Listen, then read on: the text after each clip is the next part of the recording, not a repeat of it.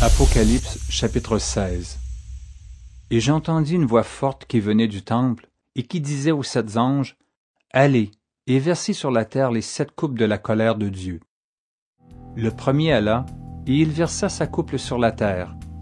Et un ulcère malin et douloureux frappa les hommes qui avaient la marque de la bête et qui adoraient son image. Le second versa sa coupe dans la mer, et elle devint du sang, comme celui d'un mort, et tout être vivant mourut, tout ce qui était dans la mer. Le troisième versa sa coupe dans les fleuves et dans les sources d'eau, et ils devinrent du sang. Et j'entendis l'ange des eaux qui disait, « Tu es juste, toi qui es, et qui étais, tu es saint, parce que tu as exercé ce jugement. Car ils ont versé le sang des saints et des prophètes, et tu leur as donné du sang à boire, ils en sont dignes. » Et j'entendis l'autel qui disait, « Oui, Seigneur Dieu Tout-Puissant, tes jugements sont véritables et justes. » Le quatrième versa sa coupe sur le soleil, et il lui fut donné de brûler les hommes par le feu. Et les hommes furent brûlés par une grande chaleur, et ils blasphémèrent le nom du Dieu, qui a l'autorité sur ces fléaux, et ils ne se repentirent pas pour lui donner gloire. Le cinquième versa sa coupe sur le trône de la bête, et son royaume fut couvert de ténèbres, et les hommes se mordaient la langue de douleur, et ils blasphémaient le Dieu du ciel, à cause de leur douleur et de leurs ulcères, et ils ne se repentirent pas de leurs œuvres.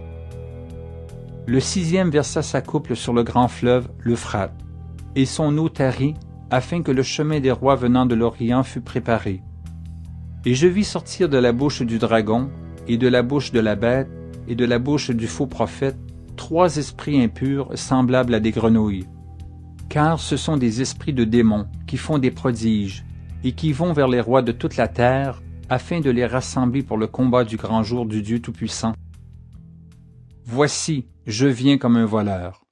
Heureux celui qui veille et qui garde ses vêtements afin qu'il ne marche pas nu et qu'on ne voit pas sa honte.